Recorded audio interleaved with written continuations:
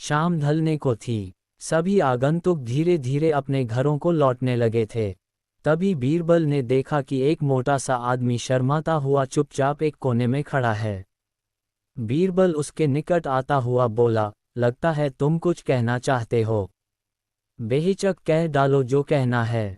मुझे बताओ, तुम्हारी क्या समस्या है? वह मोटा व्यक्ति सकुचाता हुआ बोला, मेरी समस्या यह है कि मैं पढ़ा लिखा नहीं हूँ। मैंने अपनी शिक्षा पर ध्यान नहीं दिया, जिसका मुझे खेद है। मैं भी समाज में सिर उठाकर सम्मान से जीना चाहता हूँ, पर अब लगता है ऐसा कभी नहीं हो पाएगा।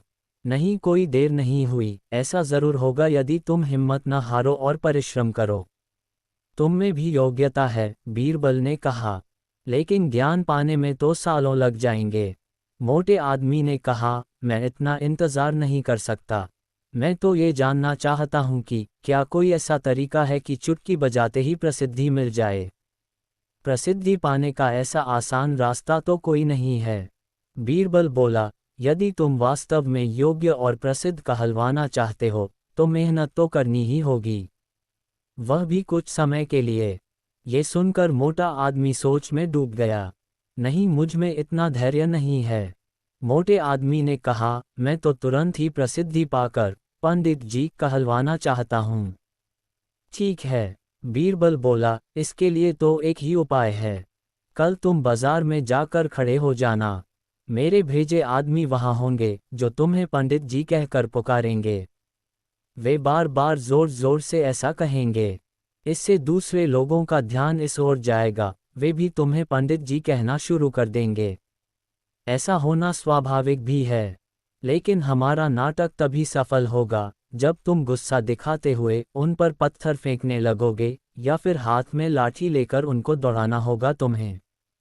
लेकिन सतर्क रहना, गुस्से का सिर्फ दिखावा भर करना है तुम्हें। किसी को चोट नहीं पहुंचनी चाहिए। उस समय तो वह मोटा आदमी कुछ समझ नहीं पाया और घर लौट गया। अगली सुबह वह मोटा आदमी बीरबल के कहे अनुसार व्यस्त बाजार में जाकर खड़ा हो गया। तभी बीरबल के भेजे आदमी वहां आ पहुंचे और तेज स्वर में कहने लगे, पंडित जी, पंडित जी, पंडित जी। मोटे आदमी ने ये सुन अपनी लाठी उठाई और भाग पड़ा उन आदमियों के पीछे, जैसे सच ही में पिटाई कर देगा।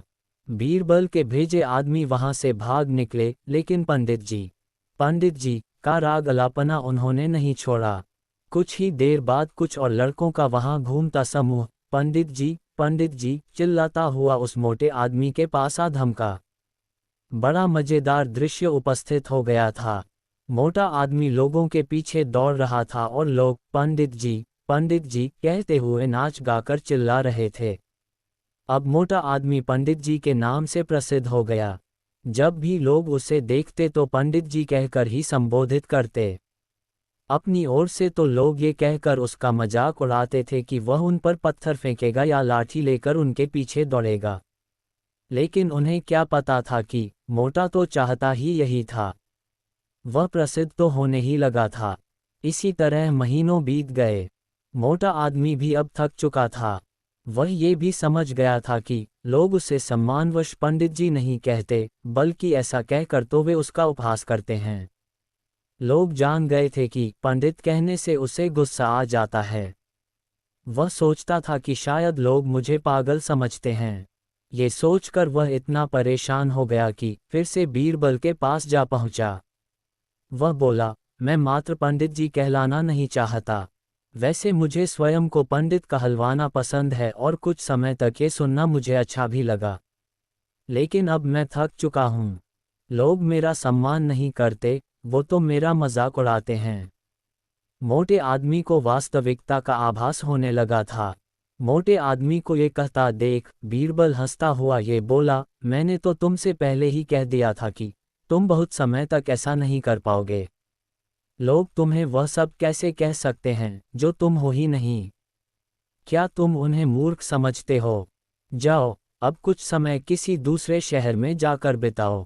जब लौटो तो उन लोगों को नज़रअंदाज कर देना जो तुम्हें पंडित जी कहकर पुकारें। एक अच्छे सभ्य व्यक्ति की तरह आचरण करना। शीघ्र ही लोग समझ जाएंगे कि पंडित जी कहकर तुम्हारा उपहास करने में कुछ नहीं रखा और वे ऐसा कहना छोड़ देंगे। मोटे आदमी ने बीरबल के निर्देश पर अमल किया। जब वह कुछ माह बाद दूसरे शहर से लौटकर आया तो लोगों ने उसे पंडित जी कहकर परेशान करना चाहा, लेकिन उसने कोई ध्यान न दिया। अब वह मोटा आदमी खुश था कि लोग उसे उसके असली नाम से जानने लगे हैं। वह समझ गया था कि प्रसिद्धि पाने की सरल राह कोई नहीं है। दोस्तों, कहानी अच्छी लगी हो तो इसे लाइक करें, शेयर करें और चैनल को सब्सक्राइब ज़रूर करें। धन्यवाद।